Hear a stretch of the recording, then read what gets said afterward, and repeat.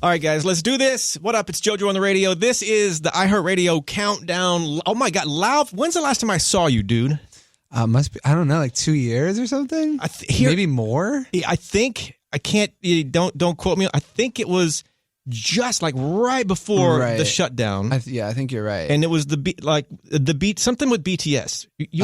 Okay. Yeah, it was probably right. Yeah, when I was putting out my last album, How I'm Feeling, and we have Who, and then Make It Right and all that. And I recall walking out of the iHeart Theater in LA, and you hopped in your car in that little back. I don't know why this sticks in my head. Oh. So good to see you after all this chaos. Yeah. I feel like we're almost like back to us, right? I know. I feel like I'm loading still.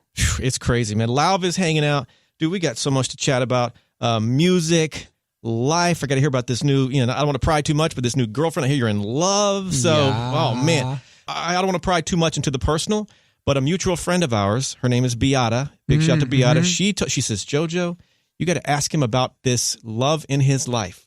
Like she says, you guys were glowing to the point it was just like, it was beyond obvious that you guys were meant for each other. Aww. What can you say about this? Yeah. What can you say about this? How'd you meet all that? I have an amazing girlfriend who's also an artist. Her name is Sophie Cates. And yeah, we met in the middle. Well, we started talking in the middle of COVID, and it's just been this reconnecting with what it feels like to be a little kid again, which is like super amazing. So, and you guys met like on just we actually just started talking over Instagram at first. Yeah, but we met each other like in person in like 2019, I think it was. Right. And then we started talking on Instagram, and started hanging out and stuff. So she's amazing. When you say an artist, is she featured? She going to be featured on your album in some way? She is not featured on the album. Who knows? Maybe we'll do some type of version, but she helped me write a couple of the songs, and yeah, she has a lot of amazing music she's putting out and stuff. So please tell her I said hello, and I can't wait to meet her at some point. Yeah, absolutely. Lauv, this is a random question, but we saw you tweet this. I think this was January, and it's not. I wouldn't call this the most in-depth question, but who wants a cheeseburger popcorn? I tweeted that. Yeah. What is that? That's okay. You know what that is? That's like a very childish manifestation of me probably having some type of like anxiety or like some defense mechanism of like, I'm freaking out. I'm going to just say something random and like put it out in the ether. And does that make any sense? It does. Kind of like what I feel like that is. I don't remember tweeting that, but I definitely do stuff like that. I guess with an artist like you being so creative, every time you tweet something like that, we all kind of try to read into it. Like, is there a song with a cheeseburger and a pop? Is it a new product you're tied with?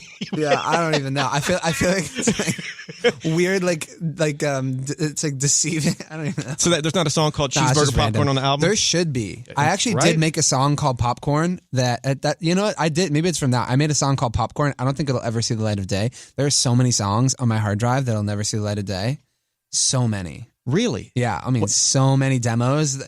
I feel like also in the making of this album, I went through like 2 or 3 different vibes, like so many different album titles, like so many different. Do you think do you plan to go back to some of these tracks and like rework or like take a line or two? Yeah, I think like the ones that like there's certain ones that like stick around. There's certain ones I like laugh at now that I'm like, okay, like thank God. Like I was like so like, yo, this is it. Like this is definitely like the vibe.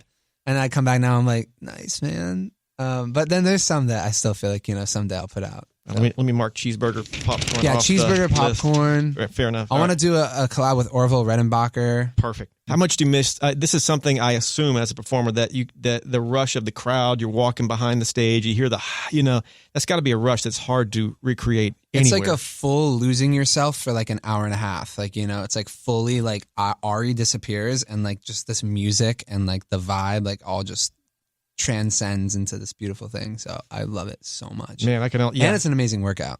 Dude, there's that too, right? Yeah, when I like getting off the road and then being at home, it's like eating a lot of chicken tenders and stuff too.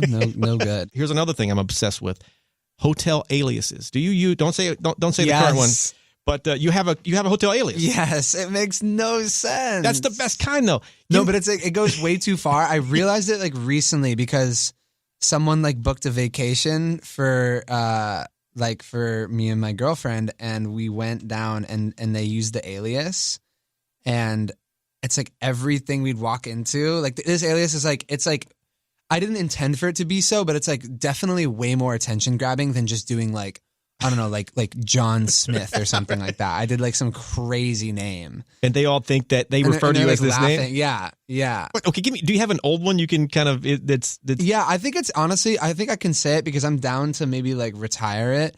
Okay, it was Lexington Pop-Tart the third. Legit Lexington Pop-Tart the third. So everywhere you went. So they go like, oh, thank you, Mr. Pop-Tart, Mr. and Mrs. Pop-Tart. I mean, they would be like cracking up like some bougie hotel, and they would just be like, oh, whoa. Lexington Pop-Tart the third, here are your keys. So crazy. Oh my God, that might be the best one I've heard in a while. So once again, that is that now you have to drop that one. I know. Now I got to drop it. New one's going to be way more subtle. Oh, geez. All right, Lauv. Way more subtle. 2-part question. What do you consider your best performance ever? I mean, everything was pretty much perfect. Then the complete flip of that, what do you consider your worst? Complete and utter disaster. Give me those. Ooh, okay. That's so hard. Best performance ever. I'm trying to think even just like what would... Honestly, I feel like my favorite performances were I did 3 nights at the Wiltern here in LA on my last tour, and I feel like it was either night 2 or night 3. It just like I felt like it was just very, very transcendent. I think there might be some like videos of it, like some videos like from it just the show felt online. Right, something about it. Yeah, it just felt very like fully locked in. I feel like the great shows, they just feel like I was saying before, like I don't exist and everything is just like I'm there serving the vibe, and super fun. Worst show ever? I mean, okay, I don't know if this counts, but I'll say it. When I was a little kid, I had a band. I won't say the name because it was very cheesy. But we went on tour and we played this show. It was like this thing. We were like, I don't know, maybe 15, 16 or something like that. And it was just like this big deal. We played at this like music festival. And we get there and there's like, we show up and there's like, I don't know, maybe like 10 or 15 people waiting under the tent. 'Cause we weren't big. Like we were just like, whatever. And then like everything, like it was like heavily backtracks, and like the laptop got out, I had like an error, got out of sync. So then like everything, and this is all on video, just like started playing like random sounds at random time. And it was like so cringe. It was like, and then I was like dancing in the wrong beat. Everything was just like, it was painful. It was so painful. But as an artist, you kind of have to grow from those things, and it happens to everybody. But God, while it's happening, it is just, ugh. You spend so much time preparing too. You're just like, this is going to be perfect. And then like the laptop just goes like, nah. And then the drummer's playing on beat 3 and I'm like over here on a different key. And I'm like, how did this happen? It was crazy. Lauv, I don't know if this is true or not, but you, in 2021, you didn't put out any new music, like nothing. You're working on it, but didn't put anything out. But you earned 1 billion, or actually over 1 billion streams in 21 with no new music. So crazy. Yeah, I put out like a collab with my friend Dallas K, and I put out a song called 2021 on New Year's Day, which is, that's a whole trip. I don't know if anyone's heard that song, but yeah, no, crazy. I was like, when I saw the numbers, I was just like, this isn't it. I still don't know how to process it. It's insane. Yeah, how does that work? I mean, who wouldn't want that problem? What a great problem to have. It's super crazy. Like the idea that the music just like keeps performing like that, even though it's been out for a while. So I'm super thankful. Last tour, you I don't know if you did this every date, but you would pass a box around. You know what I'm talking about? And fans would put in this box what they were thinking, like what's on your mind. And my blue thoughts, Yeah, and you would take this, and I believe you wrote a song about some of the comments. Anything like that on the upcoming tour? Any sort of, Definitely figuring out the next iteration of that, because it went from being a box to like an actual booth that like people could come in and they could like take the audio, you could speak, and then it could like anonymously like morph your voice. It was pretty crazy. So I mean, I think definitely figuring out the next iteration of that. What a cool idea. What song did you write from that? It was a song called Superhero that I made from it. And then I actually ended up meeting, oh my God, at the time we ended up tracing down who the person was through like a series, like this little like investigation through emails and stuff. It was crazy. And we found it was this dude in Germany, and when I went on tour there, he came out. There's probably videos of this too, like of him on stage with me when I sang Superhero. It was so crazy. Oh, because he was the one who originally wrote the note that inspired it, and we found him. What was his? He must have just freaked. I mean, it was crazy. Yeah, it was super crazy. I was just like, this is so like random, like the way it came up, because like we were just looking through the notes, me and one of my friends, and who's an amazing songwriter, and we saw this one that said, I met a superhero, I lost her. And I was like, that just sounds like the beginning to a song. Right. And so then I want her back. Yeah. So. All right. Wow. Whoever that guy was, man, that's amazing. Of course, stream that track, new track called All for Nothing. Good Lord, this track, amazing, you guys. What artist, Lauv, you're a performer, you're an artist, but as you're also a fan, what album or artist changed your life? Ooh, okay. As of recently, and I feel like there's been a lot of people who might be like, oh, it's so like cliche to say this now, but this band Turnstile and this album called Glow On. So good. For people who aren't super familiar, which I'm not, they're not in my, playlist. How can I describe it? It's like a little bit of like a heavier rock vibe, but there's no like screaming or anything. And the melody, it's like a very like, to me, it has a very spiritual vibe to it. Like it's a very like motivational and like strife kind of album. It's amazing. So they're super sick. Turnstile. Right. Your inner circle, family, friends that, they've been with you forever. What is their reaction to this, this next level of success and the new music and all that stuff? What's their take on basically your life? I think really what's been most important, my mom is retired now, and my dad's going to be retiring soon, and they're moving to Southern California to be closer to me and my sister.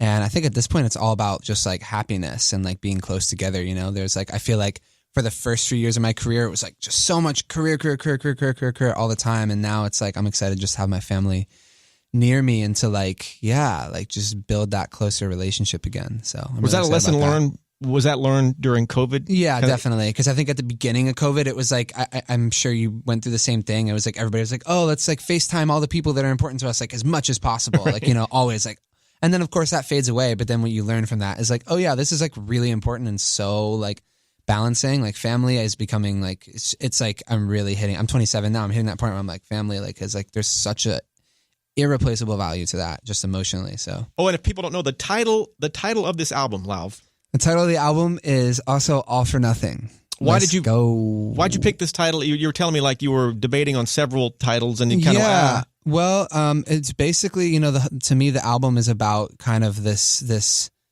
going through this growth phase and getting back in touch with like the light parts of yourself and falling in love and indulging in happiness and like good things, and at a lot of moments, there's a lot of light and dark in the album. And there's a lot of moments where I felt like I could let this progress go and it could all be for nothing. So it's so hard coming up with the title. I mean, granted, this is the title track and it makes complete sense, but right. I mean, just, I'm an overthinker. Maybe you are too. Oh, I feel you. And especially when you have so much time on your hands. I've been making this album for a while. There is like, yeah, no, I'm excited though. I'm very excited. Fist bump to make it official. Let's go. Yeah. Woo.